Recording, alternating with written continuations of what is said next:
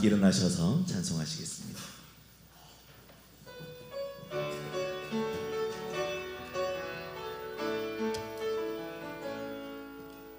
예수 우리 왕이여 이곳에 오셔서 보좌로 주여 임하사 찬양을 받아주소서. 주님을 찬양하오니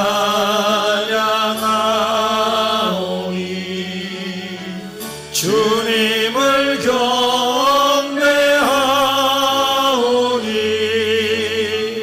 왕이신 예수여 오셔서 좌정하사 다스리소서.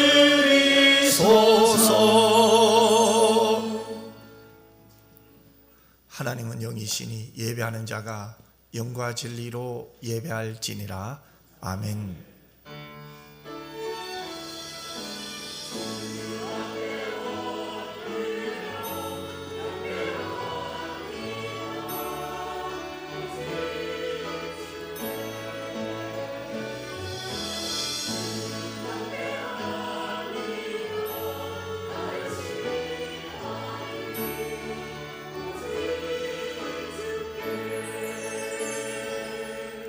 하나님, 오늘은 주의 날입니다. 주님이 부활하신 날입니다.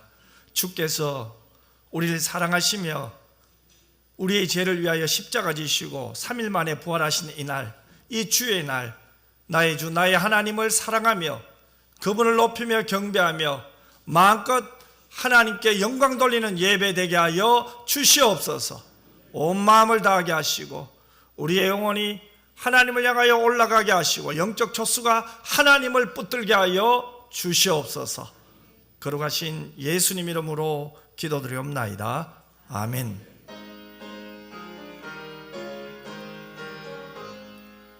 만복의 근원 하나님 온 백성 찬송 드리고 저 천사여 찬송하세. 찬송 성부 성자 성령 아멘.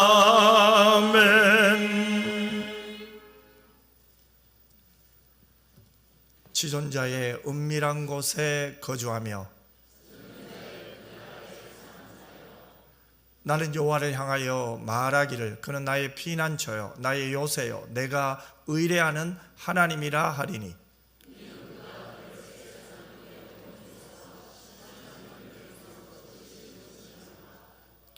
그가 너를 그의 깃으로 덮으시리니 내가 그의 날개 아래에 피하리로다.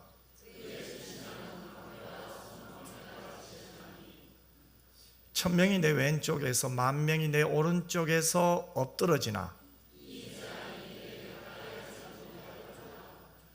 그가 너를 위하여 그의 천사들을 명령하사 하나님이 이르시되 그가 나를 사랑한즉 내가 그를 건지리라. 그가 내 이름을 안즉 내가 그를 높이리라. 아멘.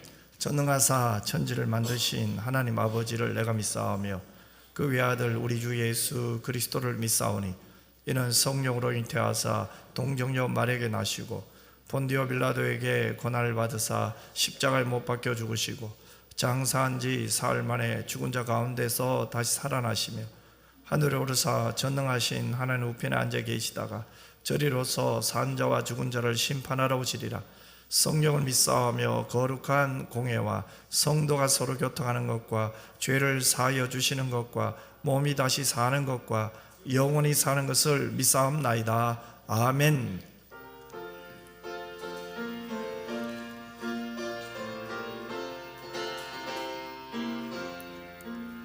주 사랑하는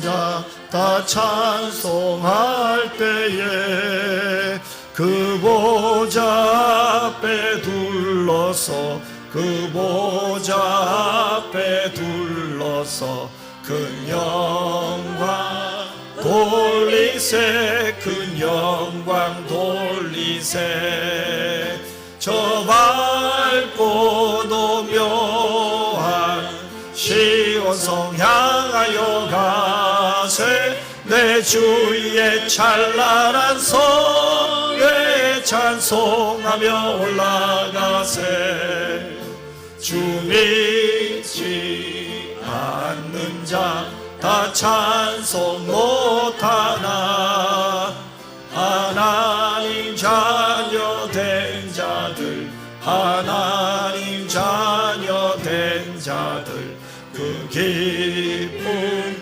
전하세 그 기쁨 전하세 저 밝고도 묘한 시온성 향하여 가세 내 주의 찬란한 성에 찬송하며 올라가세 저 하늘 황금길 나 올라갈 때에 시온성 언덕 위에서 시온성 언덕 위에서 수많은 천사들 날 인도하리라 저 밝고도 묘한 시온성 향하여 가세 내 주의 찬란한 성에 찬송하며 올라가세 내 눈물 다 씻고 늘 찬송 부르리 저 임마누엘 주 앞에 저 임마누엘 주 앞에 나 영광 누리리 나 영광 누리리 저 밝고도 묘한 시온성 향하여 가세 내 주의 찬란한 성에 찬송하며 올라가세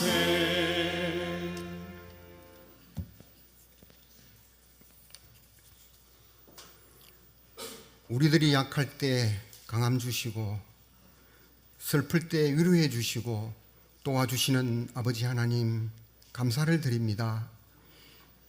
일주일 동안 각자 삶의 터전에서 열심히 일하며 살게 하시고 복된 주일에 주님의 몸된 교회에 나와서 온 가족 연합예배로 하나님께 영광 올려드리게 하시니 감사를 드립니다. 삶 속에서 겪었던 하나님의 섭리와 은혜를 생각하며 감사하며 마음의 여유와 평안을 주심도 감사를 드립니다. 연약하고 부족한 저희들이 예배를 통하여 우리가 지은 모든 죄를 회개하고 용서를 구하는 자리가 되게 하여 주시옵소서. 지난 시간 동안 때로는 어려움과 시련 속에서 낙심하고 좌절할 때도 있었지만 주님께서는 언제나 우리 곁에 함께 하시며 위로와 힘을 주시며 도와주셨습니다. 주님의 은혜로 우리는 다시 설 수 있었고 희망을 잃지 않고 앞으로 나아갈 수 있었음을 인정하며 감사를 드립니다. 온 성도들이 추석 명절 연휴를 맞이하여 오고 가는 걸음 안전하게 보살펴 주시고 만남의 기쁨도 가족 간의 대화도 더 풍성하게 하셔서 사랑과 화목이 가득한 자리가 되게 하여 주시옵소서. 특히 홀로 명절을 보내는 이웃들에게 따뜻한 관심과 사랑을 베풀 수 있도록 우리의 마음을 열어 주시옵소서.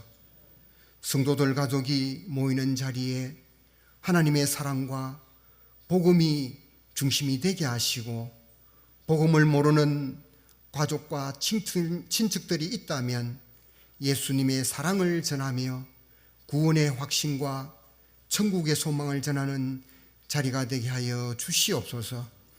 고향 방문으로 참석하지 못한 믿음의 형제 자매, 개인 사정으로 참석하지 못한 교우들, 어느 곳에 있든지 주님을 생각하며 기도하게 하시고 다음부터는 함께 예배 드릴 수 있도록 도와주시옵소서. 풍성한 결실의 계절을 맞아 우리의 신앙도 한 번 더 점검하며 되돌아보는 시간이 되게 하시고 말씀을 가까이 하여 말씀 중심으로 살아가는 교우들이 다 되게 하여 주시옵소서. 우리 사회가 주님의 공의와 사랑으로 가득 차도록 인도하여 주시옵소서. 우리가 계획하고 기도하는 것들이 주 안에서 가장 아름다운 것으로 열매를 맺게 도와주시옵소서. 마음과 몸이 고난과 고통 속에 있는 성도들, 주님을 만나는 귀한 체험을 하게 하셔서 소망과 하늘나라의 기쁨의 삶으로 변화되어 감사의 고백이 차고 넘칠 수 있도록 도와주시옵소서. 이제 말씀을 듣습니다. 담임 목사님이 전하시는 하나님의 말씀으로 주님의 뜻을 잘 분별하게 하시고 약하고 상한 심령이 치유되고 회복되는 말씀이 되게 하여 주시옵소서. 할렐루야 찬양대에서 준비한 찬양으로 영광 올려드릴 때에 기쁘게 받아주시고 교회를 위해 예배를 위해 헌신하시는 모든 분들에게 한없는 복으로 채워 주시옵소서. 감사하며 우리를 십자가의 보혈의 피로 구원하여 주신 예수 그리스도 이름으로 기도하옵나이다. 아멘.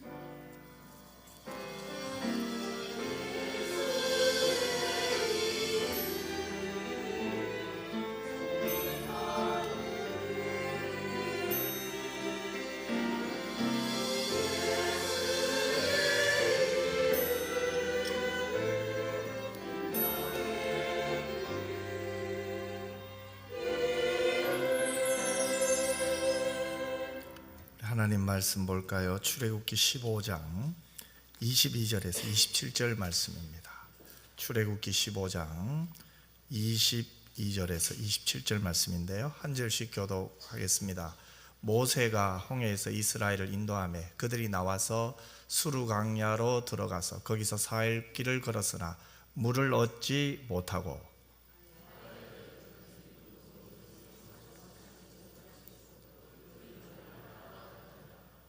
백성이 모세에게 원망하여 이르되 우리가 무엇을 마실까 하며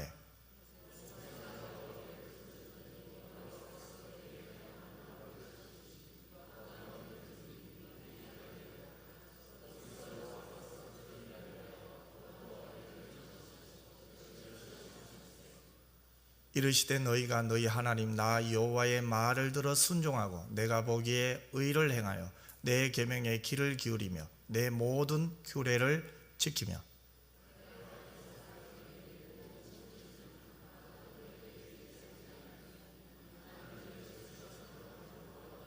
같이 읽겠습니다. 그들이 엘림에 이르니 거기에 물샘 12과 종려나무 70그루가 있는지라 거기서 그들이 그 물 곁에 장막을 치니라.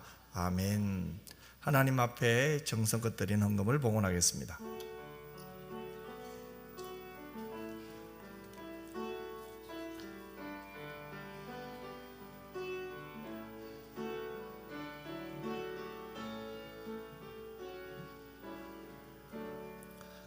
기도드리겠습니다. 사랑 많으신 아버지 하나님, 우리의 인생의 주인이신 하나님을 찬양합니다. 나의 작고 연약한 모습까지도 사랑하시며 보듬어 주시며 안아주시며 격려하시는 하나님을 찬양합니다. 지금까지 인도하신 하나님의 그 은혜에 감사하며 기뻐하며 영광 돌립니다. 하나님, 저희들을 지금까지 인도해 주셔서 감사합니다. 하지만 때로는 눈물이 있었고 또 고통이 있었고 또 문제가 있었고 또 힘들어할 때 있었지만 결국은 하나님의 품 안에서 하나님의 손길 가운데 합력하여 선을 이루게 해 주셔서 감사합니다. 오늘 또 하나님, 우리가 드려진 이 예물이 하나님이 주신 것을 알았기에 믿었기에 온전히 하나님께 드릴 수 있는 모든 것이 은혜인 줄 믿습니다. 우리 인간의 생사복이 하나님의 손에 달려 있음을 믿기에 순종했습니다. 하나님 영광받아 주시옵소서. 이제 말씀을 듣습니다. 하나님 은혜 주옵소서. 무엇보다 우리의 마음이 말씀에 열리게 하시고 그 말씀에 반응하게 하여 주옵소서. 아버지 하나님, 자 추석 명절을 며칠 남지 않고 있습니다. 또 고향교회 온 우리 성도들 주께서 지키시고 붙들어 주시고 또 고향교회로 간 성도들도 있사오니 하나님 붙들어 주옵소서. 어느 곳에 있든지 하나님의 가족으로서 하나님께 감사하며 영광 돌리는 예배 되게 하여 주옵소서. 거룩하신 예수님 이름으로 기도드리옵나이다. 아멘. 교회 소식 알려드립니다. 17일 화요일은 추석이죠. 특별히 이웃들과 가족, 친척들 앞에서 그리스도의 향기를 풍겨내는 뜻깊은 명절이 되었으면 좋겠습니다. 오늘 주일 오후 찬양 예배는 가정예배로 드립니다. 가정예배 순서지는 1층 로비에 비치되어 있습니다. 그리고 또 이렇게 또 오랜만에 또 고향교회 또 어릴 적 신앙생활하던 교회 오신 분도 환영하고요. 특별히 또 오늘 이 주일 온 가족과 함께 또 하나님의 기쁨이 되기를 기원합니다. 캄보디아의 우리 정영학 선교사님 선교 물품을 후원받고 있습니다. 특별히 올해는 집에 있는 수건이죠. 집에 쓰지 않는, 한 번도 쓰지 않는 잠자고 있는 수건입니다. 쓰고 있는 게 아니고요. 그래서 저희들이 이것을 다 모아서 보내면 아마 성탄절 선물로 캄보디아 그 교회와 또 현지 주민들에게 이렇게 전해질 것 같습니다. 먼저 하나님께 영광이 되고요. 또 선한 사마리아의 그 사랑을 전할 수 있는 그런 기회가 되지 않나 그런 마음이 듭니다. 그래서 여러분 돈을 주고 사서 하는 것보다는 우리 집에 있는 것이 있으면 하나하나씩 모아서 이렇게 보냈으면 좋겠습니다. 그래서 여러분 또 참여해 주시고 기도 많이 해 주시면 감사하겠습니다. 나머지 광고는 주보를 참고해 주시고요. 우리 이달의 말씀 같이 읽겠습니다. 하나님의 도는 완전하고 여호와의 말씀은 진실하니 그는 자기에게 피하는 모든 자에게 방패시로다. 사무엘라 22장 31절 말씀. 아멘. 할렐루야. 찬양대에서 찬양으로 영광 돌리겠습니다.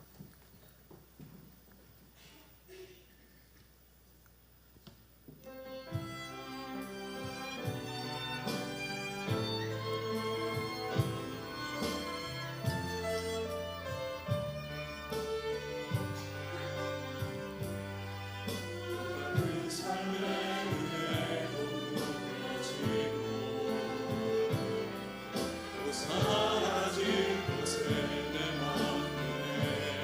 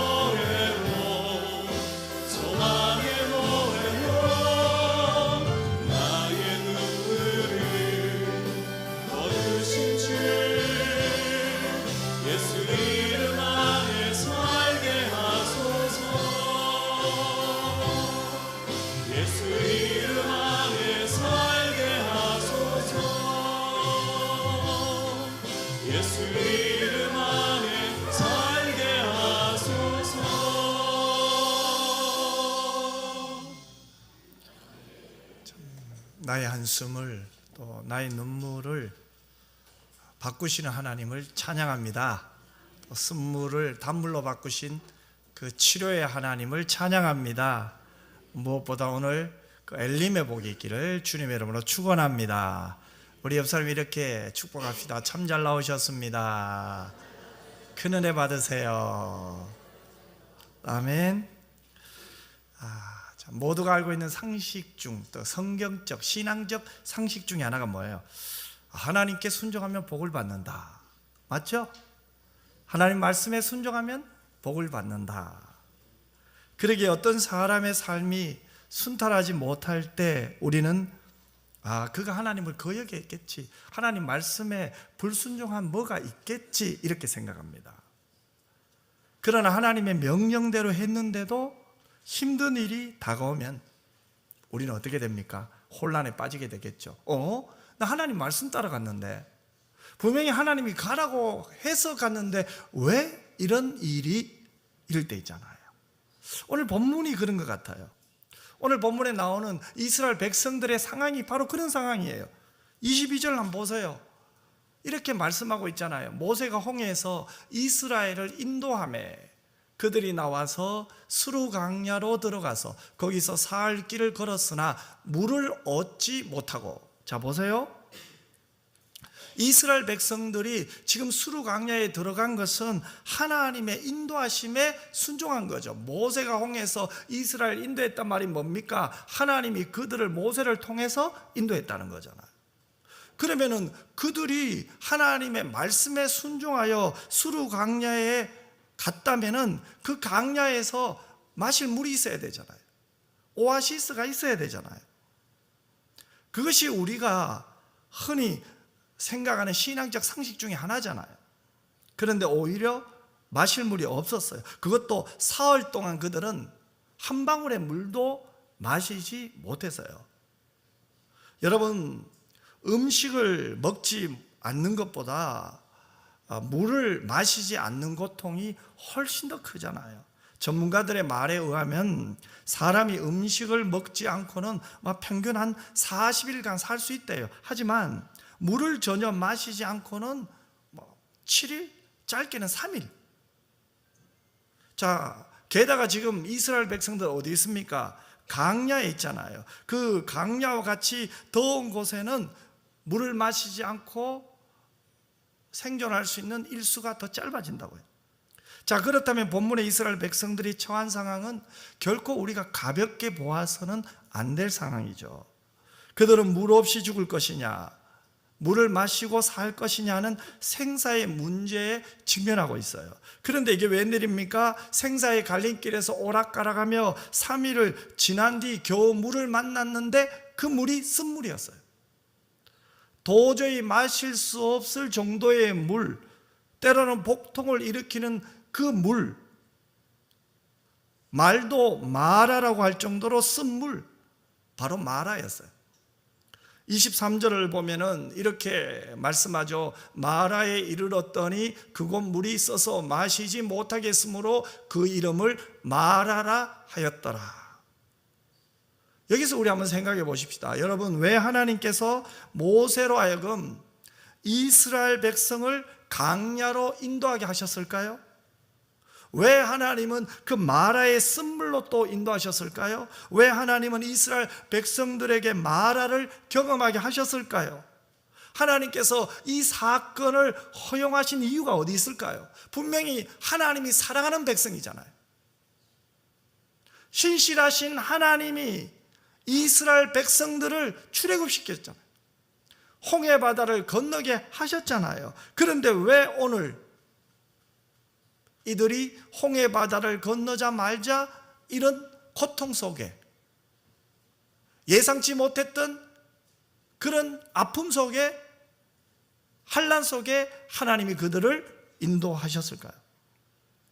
저는 하나님께서 이 마라의 사건을 허용하신 데는 무슨 뜻이 있다고 저는 분명히 믿습니다.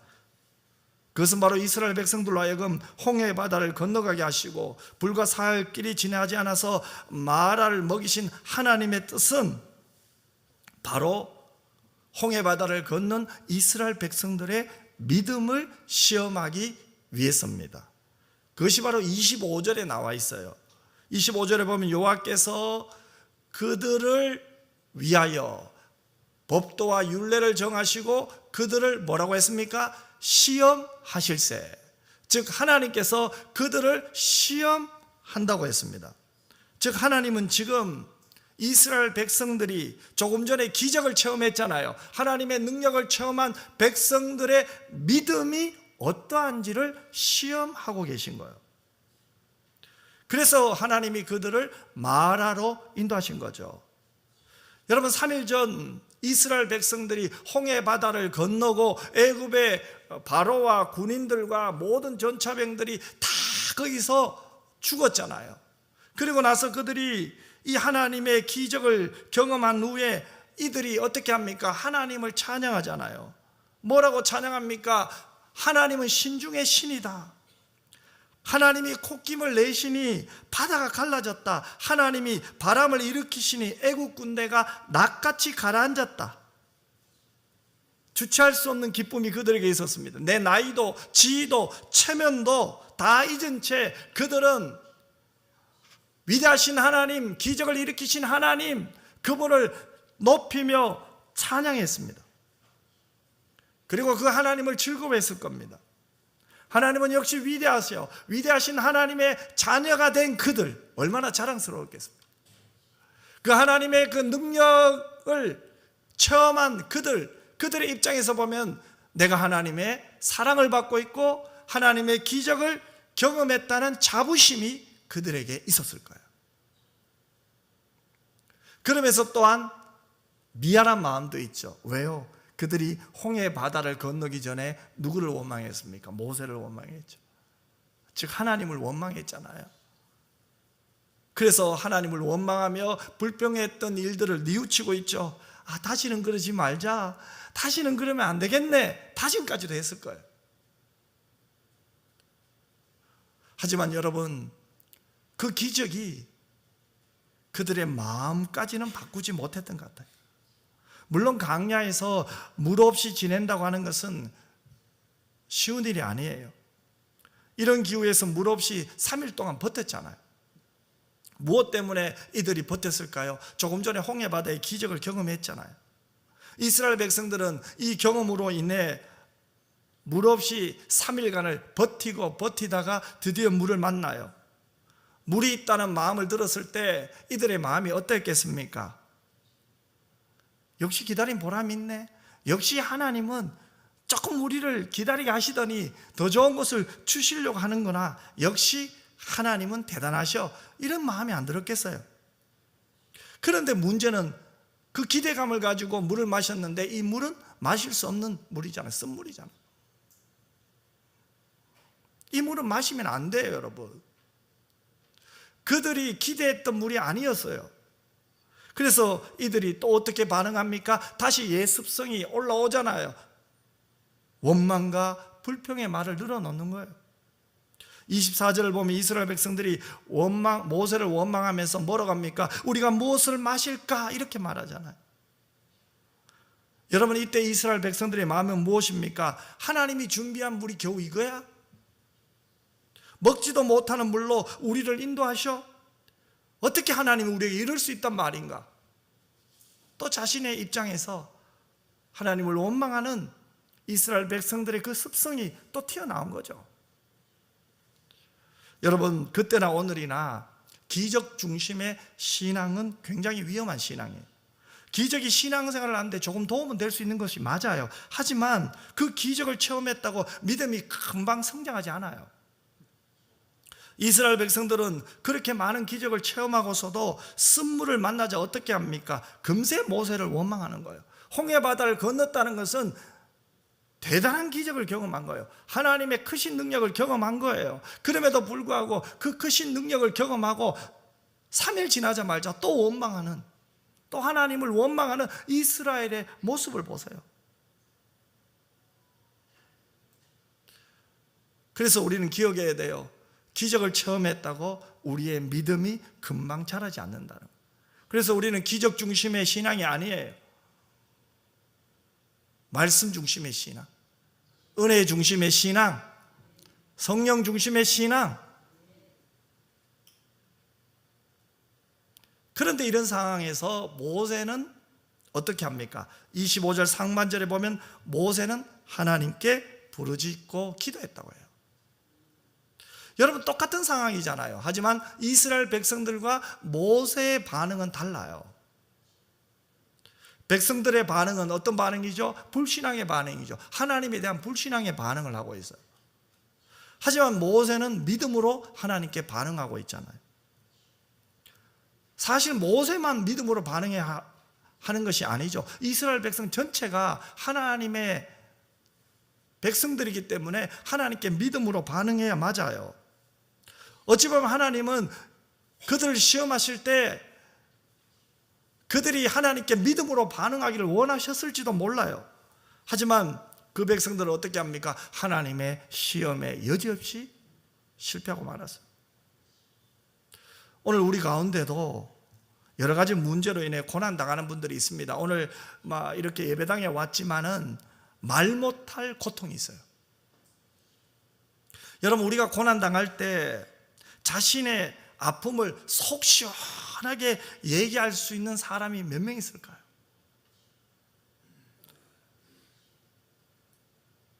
정말 힘들고 어려운 고통은요, 정말 아픈 문제는요, 남에게 말도 못해요. 혼자 끙끙거려야 돼요. 가장 가까운 부모 자식 간에도 말 못하고 혼자서 고통을 사기며 힘들어하고 있는 문제들이 저와 여러분에게 한두 가지는 있잖아요. 남에게 얘기할 수 있다. 그렇다면 그것은 비교적 가벼운 문제겠죠. 그렇다면 여러분, 어떻게 해야 우리가 만나는 이 고통의 문제, 어려운 문제들을 잘 풀 수 있을까요? 내가 다니는 직장 문제 하나도 해결 못하는 무능한 하나님이십니까? 오랫동안 기도했는데 여전히 응답은 없고, 아니 작년보다 올해 더 어렵게 만드시는 하나님, 그 하나님께 계속 기도해야 할까요? 내 자식의 문제를 위하여 3년간 기도했는데 자식은 점점 부모의 말을 듣기는커녕 자기 인생 자기 것이라고 말하며 부모에게 반항하는 그 자식을 고쳐주지 않으시는 하나님 앞에 우리는 어떻게 반응해야 할까요? 한번 사업이 실패했으면 그래도 견딜만 했는데 또다시 실패하고 난 후에 힘들어하는 여러분의 마음은 하나님께 어떻게 반응해야 됩니까? 앞이 보이지 않아요. 이제는 어느 길로 가야 될지도 몰라요. 그런 상황에서 어찌 보면 마라와 같은 상황 속에서 저와 여러분은 하나님께 어떻게 반응해야 할까요? 성경에 있으니까 하나님 기다릴게요, 하나님 합력하여 서로를 이루어 주실 줄 믿어요, 그 믿음은 중요하긴 맞아요. 하지만 그 믿음이 쉽게 나오지 않아요. 여러분, 그러면 어떻게 됩니까? 그럼에도 불구하고 고난의 때 이해되지 않는 상황에서 하나님의 절대 주권을 믿고 기다리시고 하나님을 향하여 한 발자국 더 나아가는 저와 여러분이 되었으면 좋겠습니다. 지난 한 주간 저는 새벽 기도를 통하여 하나님과 화목에 대해서 계속 말씀을 나눴어요. 우리에게 어떤 문제가 있을 때, 이해되지 않는 상황이 있을 때 결국은 모든 문제의 답은 하나님과 화목으로 풀어야 되겠더라. 내가 하나님과 멀어진 것은 없나? 행여나 내가 좀 교만해진 것은 없나? 그래서 내가 너무 함부로 하진 않았나? 내가 신앙생활을 한다고 하면서 하나님과 나와의 관계 속에 내 영혼의 불순물은 없나? 그걸 하나하나 제거하는 거죠. 그러한 가운데 결국은 하나님 앞에 무릎을 꿇게 되고 하나님께 항복하게 되고 하나님과 화목하게 되고 그 하나님을 인정하게 되고 믿게 되고 그분께 영광 돌리는 여러분 모두가 되었으면 좋겠습니다. 힘은 들겠지만 이것이 다시 한번 하나님과 나와의 관계 속에서 화목을 이루는 그런 가정이 되었으면 좋겠어요. 여러분, 그래서 우리는 어떻게 해야 됩니까? 자, 그렇다면 고난의 밤이 깊어지면 깊어질수록 하나님께 가야 되겠죠. 하나님께 피해야 되겠죠. 어려우면 어려울수록 하나님이 정하신 뜻 안에서 살아야겠죠. 하나님이 정하신 경계선, 말씀 안에 있어야 되지 말씀 밖으로 나가면 안 되겠죠. 그래서 이번 한 주 기도는 이거예요. 힘들지만 하나님 말씀 안에서 버텨보는 거예요. 어렵지만 하나님이 정하신 경계선 안에 붙어 있으려고 애써 보는 거죠. 여러분, 이제 화요일이 여러분이 다 아시는 추석 명절 한가위 아니에요. 그러면 여러분, 이 명절이 되면은 고향길 오는 길이 결코 쉽지가 않아요. 평소보다 2배 걸리기도 하잖아요. 그래서 뉴스마다 서울서 부산이 몇 시간 걸리고 그런 이야기를 우리가 명절 때만 되면 듣잖아요. 수백만의 차량이 이동하는 바람에 전국의 도로는 주차장으로 변해요. 평소에 걸리는 시간보다 2배씩 걸리니까 답답하죠. 길은 다 막혀 있어요. 여기가 더 막히고 저기가 더 막혀요. 그때 여러분, 차가 막힌다고 차를 버리고 그냥 걸어가면 될까요? 아니죠. 반대편 차도가 텅 비어 있다고 우리가 그쪽으로 달리면 될까요? 아니죠. 길이 막혀도 포기하지 않고 차 안에 있어야 돼요. 막힌 길을 가야 돼요. 그래야 목적지까지 갈 수 있습니다. 마찬가지입니다. 여러분, 우리의 인생길, 신앙의 길에 예상치 못했던 상황을 맞이해요. 그것은 바로 내가 하나님의 말씀에 순종해 가는 이 길이, 그래도 내가 하나님의 말씀대로 살려고 몸부림치면서 가는 이 길 속에 고난과 환난과 문제를 만날 때, 내 머리로 이해되지 않는 환경 속에 빠져 있을 때, 바로 그때 우리가 해야 될 것은 다른 길을 찾는 것이 아니라 결국은 끝까지 하나님을 붙들고 버틸 수 있는 힘을 키워야 되는 거예요. 이것이 전천후 신앙이에요. 영적 근력을 그때 키우는 거예요. 다른 차선으로 가면 안 돼요, 여러분. 왜 주황선을 침범하면 안 되잖아요. 넘어가면 안 되잖아요. 즉, 말씀 밖으로 가면 안 돼요. 하나님을 끝까지 신뢰하고 믿고 내 신앙생활의 주인이 하나님이심을 인정하는 거예요. 그리고 하나님을 따라갈 수 있는, 그 안에 거할 수 있는 그 믿음을 키우는 저와 여러분이 되었으면 좋겠어요. 이것이 바로 하나님이 이스라엘 백성을 시험하는 거예요. 토마스 아퀴나스라는 신학자가 있어요. 그분이 이런 얘기를 했어요. 하나님에 대한 인간의 사랑에는 2 종류가 있는데, 첫 번째는 내가 내 자신을 사랑하기 때문에 하나님을 사랑하는 사람이 있대요. 또 하나님을 사랑하기 때문에 하나님을 사랑하는 사람도 있대요. 정답은 2번째죠. 하나님을 사랑하기 때문에 하나님을 사랑하는 사람 되겠죠. 하지만 우리 인생에는 이 2가지가 같이 섞여 있어요.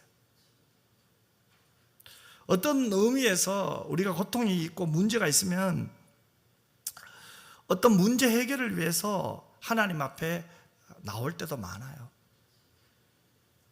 하지만 힘들고 어려워서 그 문제를 가지고 하나님께 기도하지만 우리의 신앙생활이 수준이 거기에서 끝나면 안 돼요. 거기에서만 머물러 있으면 안 돼요. 문제 해결에만 집중하면 안 돼요. 여러분, 우리가 하나님을 사랑하는 것은 조건 때문에 아니잖아요. 하나님이 우리를 사랑하시는 것은 조건이 없었잖아요. 너가 나를 사랑하지 않음에도 불구하고, 너가 나를 미워함에도 불구하고, 너가 나를 멀리 떠남에도 불구하고, 너가 나를 인정하지 않으려고 함에도 불구하고 나는 끝까지 너 사랑한다. 이게 하나님 아니에요. 내가 너를 구속하고 지명하여 불렀잖아. 하나님은 포기하지 않고 끝까지 우리를 추적하시면서 사랑하시잖아요.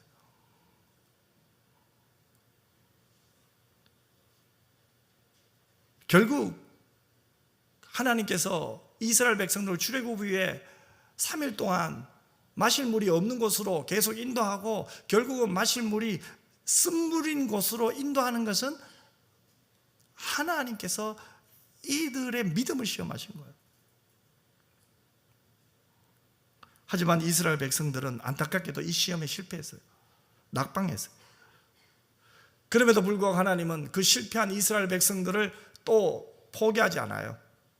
그 실패 자리에 놔두지 않아요. 결국은 이 실패를 통해서 하나님을 배우게 하시고 그들을 일으켜 세우시고 성숙시키시고, 그래서 계속해서 하나님의 자녀의 삶을 살 수 있도록 인도하시는 하나님이잖아요. 그것이 바로 나오죠. 자, 그러면 하나님께서 어떻게 이들을 이끄십니까? 25절을 같이 한번 읽겠습니다. 우리 25절 말씀입니다. 모세가 여호와께 부르짖었더니 여호와께서 그에게 한 나무를 가르치시니 그가 물에 던지니 물이 달게 되었더라. 거기서 여호와께서 그들을 위하여 법도와 율례를 정하시고 그들을 시험하실세. 여러분, 분명히 하나님께서 그들을 시험하셨죠. 그런데 어떻게 됩니까? 쓴물이 어떻게 됩니까? 단물이 되는 역사를 경험하게 돼요. 모세가 여호와께 부르짖었더니 여호와께서 그에게 한 나무를 가르치시니 그가 물에 던지니 어떻게 됩니까? 물이 달게 되었더라. 쓴물이 단물로 바뀐 거죠. 그러면서 하나님이 26절에 보면 이러한 약속을 하세요. 우리 26절 말씀도 같이 한번 읽겠습니다. 이르시되 너희가 너희 하나님 나 여호와의 말을 들어 순종하고 내가 보기에 의를 행하며 내 계명에 귀를 기울이며 내 모든 규례를 지키며 내가 애굽 사람에게 내린 모든 질병 중 하나도 너희에게 내리지 아니하리니 나는 너희를 치료하는 여호와임이라. 아멘. 뭐라고 말합니까? 나는 너희를 치료하는 여호와라고 말씀하세요. 그러면 여러분, 하나님께서 이 사건을 통해서 어떻게 합니까? 오히려 교훈의 사건을 삼으신 거예요. 쓴물을 단물로 바꾸시면서 하시는 말씀이 나는 너희를 치료하는 여호와라는 거예요. 여러분, 무슨 이야기입니까? 쓴물을 단물로 바꾸신 하나님, 그분은 바로 우리들의 쓴물 나는 인생을 단물 나는 인생으로 바꾸시는 하나님이라는 거예요. 여러분, 하나님은 치료하시는 하나님이십니다. 쓴물 나는 여러분의 인생을 단물 나는 인생으로 바꾸시는 하나님이에요. 즉, 오늘 본문을 통해서 하나님이 이스라엘 백성들이 원하는 것은 지금이 고통스럽고 쓴물 나는 인생이라 할지라도 끝까지 하나님을 신뢰하라는 거예요. 너가 내 말을 듣고 따라왔지만은 예상치 못한 문제와 고통에 직면했지만 3일 동안 물을 먹지 못하고 그때 발견한 물이 겨우 쓴물이었다 할지라도 포기하지 말고 끝까지 믿음으로 하나님께 반응하라는 하나님의 뜻이에요. 여러분에게 적용해 보십시다. 지금 여러분의 인생은 어떻습니까? 혹시 쓴물 나는 인생은 아닙니까? 몸부림치고 애써도 계속해서 더 힘들어지지 않습니까? 10년 전보다 지금 점점 더 어려워지지 않습니까? 하지만 힘들어요. 어렵죠. 하지만 또 힘내보십시다. 포기하지 마십시다. 하나님께서 여러분의 인생을 치료해 나가실 줄 믿습니다. 쓴물 나는 여러분의 인생을 단물 나는 인생으로 바꿔가실 하나님을 믿고 신뢰하며 또 말씀에 순종해 보십시다. 그러므로 쓴물 나는 샘물이 여러분들의 인생 앞에 있다 하더라도 이 말씀을 붙들고 힘은 들겠지만 다시 한번 하나님 앞에 엎드려 보십시다. 쓴물을 단물로 바꾸시는 그 하나님께 여러분 인생을 맡겨 보십시다. 저는 믿어요. 하나님께서 그런 저와 여러분을 치료하시고 다스려 가실 거예요. 이스라엘 백성들이 이렇게 마라에서 쓴물을 단물로 고쳐주시는 하나님을 경험하고 이제 어디로 갑니까? 엘림으로 가요. 그래서 27절을 같이 한번 읽겠습니다. 27절 말씀입니다. 그들이 엘림에 이르니 거기에 물샘 열둘과 종려나무 이런 그루가 있는지라 거기서 그들이 그 물 곁에 장막을 치니라. 여러분, 이들이 마라를 지나서 엘림에 이르렀어요. 그 엘림에서 만난 게 뭡니까? 12개의 물샘이 있죠. 물샘 12과 종려나무 이런 그루가 있다는 거예요. 이런 그루의 종려나무를 만나게 돼요. 또 그들이 어떻게 합니까? 이곳에서 장막을 쳤다고 해요. 자, 그들이 이곳에서 장막을 쳤다는 것은 뭐예요? 살만하다 이 말 아니에요.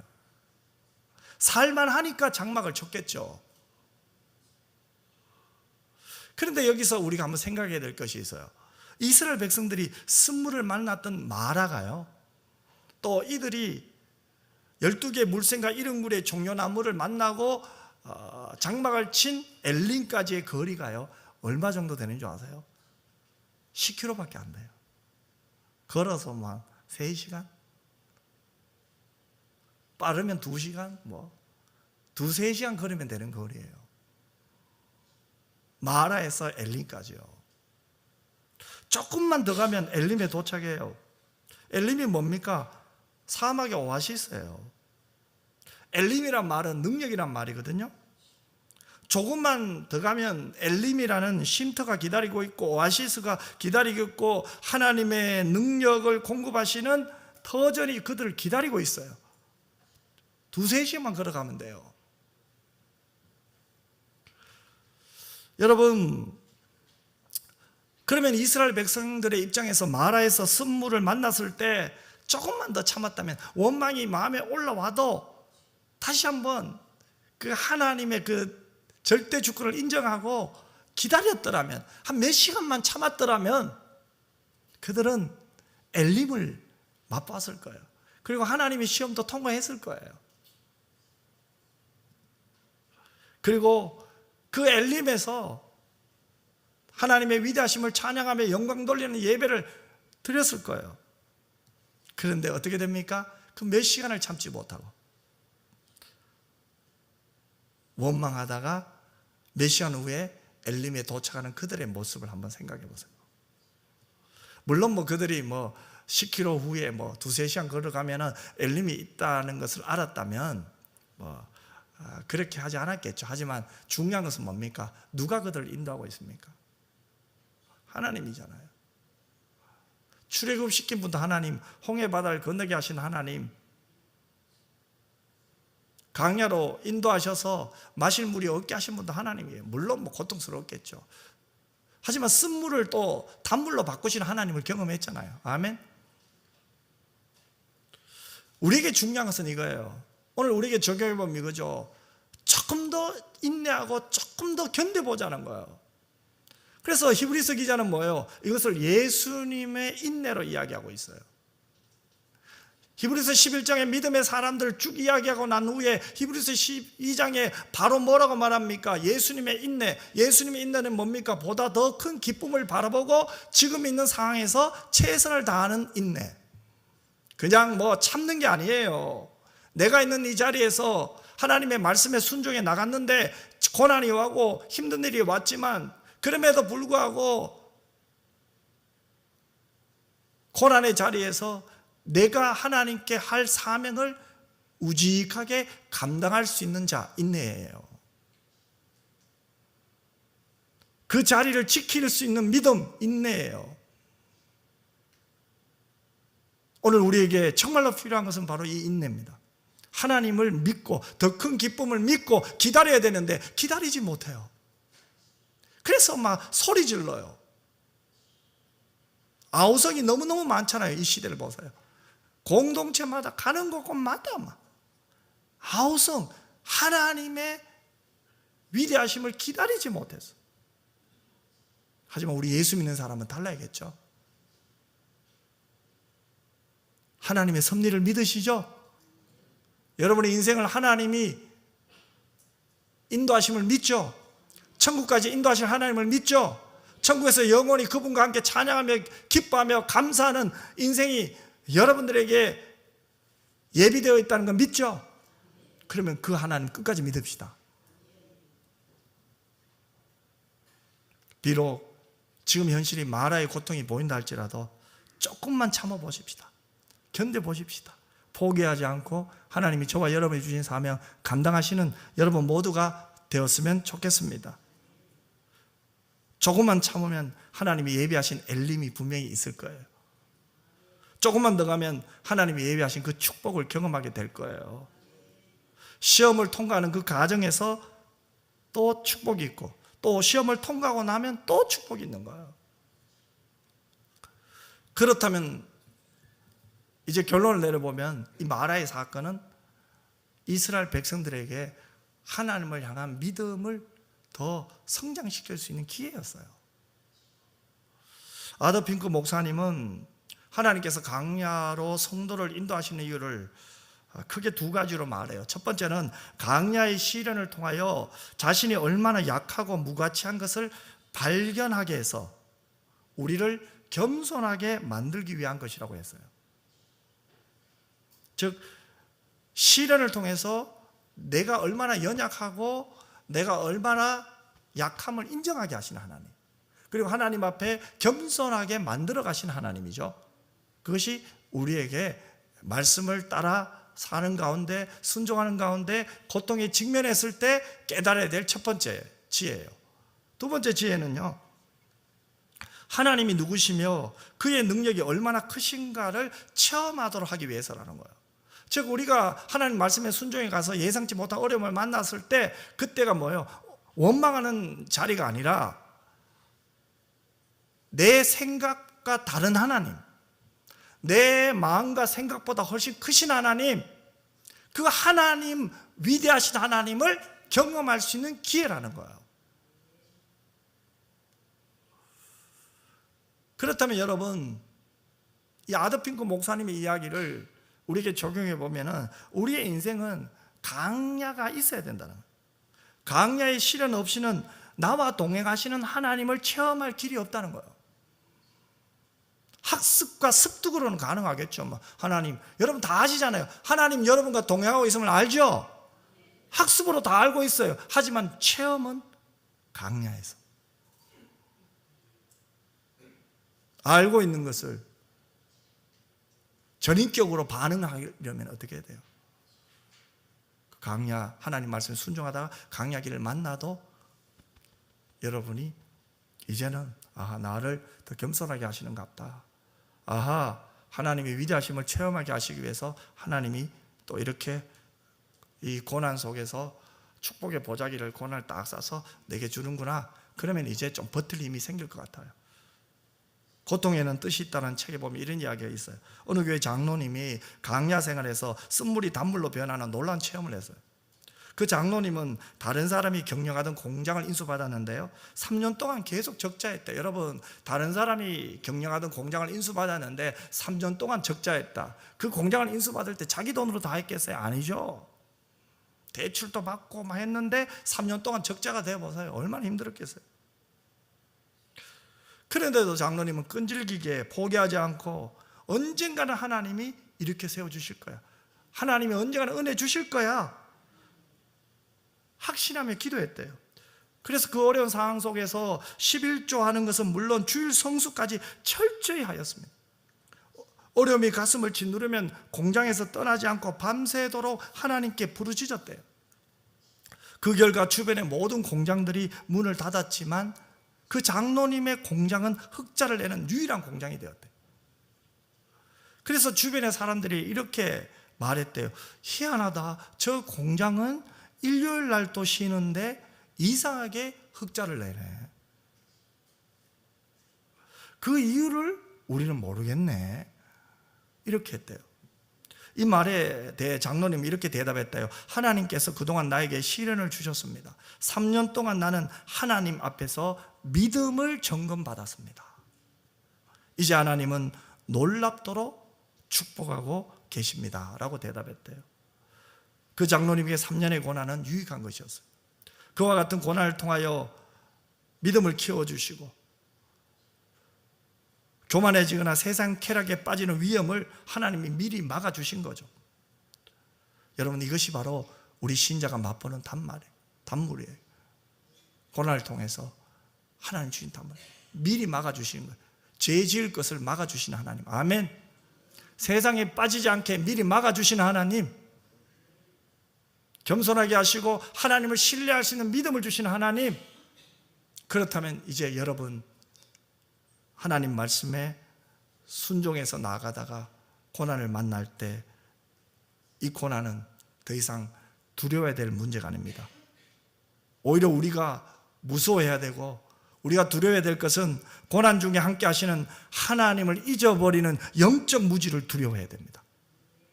고통 가운데 함께 하시는 하나님을 잊어버리는 그 영적 무지를 우리는 두려워해야 됩니다. 그래서 이번 한 주간 비록 힘들고 어렵지만, 또 집안 친척들이나 또 여러분 친구들이 너 예수 잘 믿는데, 너 하나님 말씀 순종하는데 너는 왜 그렇게 일이 안 풀리니? 이런 말 듣더라도 잠시는 힘들겠지만 오늘 본문의 말씀을 묵상하고 기억하고, 나를 더 겸손하게 만드신 하나님, 쾌락과 죄에 빠지지 않도록 하나님이 미리 막아주시는 그 하나님을 기억하시고, 엘림의 축복이 기다리고 있음을 알고 인내하시는 여러분 모두가 되시기를 주님의 이름으로 축원합니다. 기도하겠습니다. 사랑 많으신 아버지 하나님, 우리 인생에는 하나님의 말씀에 순종함에도 불구하고 이해할 수 없었던 고난과 고통을 경험할 때가 많았고, 또한 지금도 그 고통 속에 있는 분도 있습니다. 하지만 오늘 본문의 말씀을 통하여 다시 한번 그 하나님의 인도하심에 순종하게 하시고, 나를 겸손하게 만드시고, 죄악에 빠지지 않도록 하나님이 막아주시는 하나님을 믿게 하시고 확신하게 하시고, 바로 뒤에 있을 엘림을 바라보며 믿음으로 나갈 수 있는, 순종할 수 있는 저희 모두가 되게 하여 주옵소서. 예수님 이름으로 기도드리옵나이다. 아멘.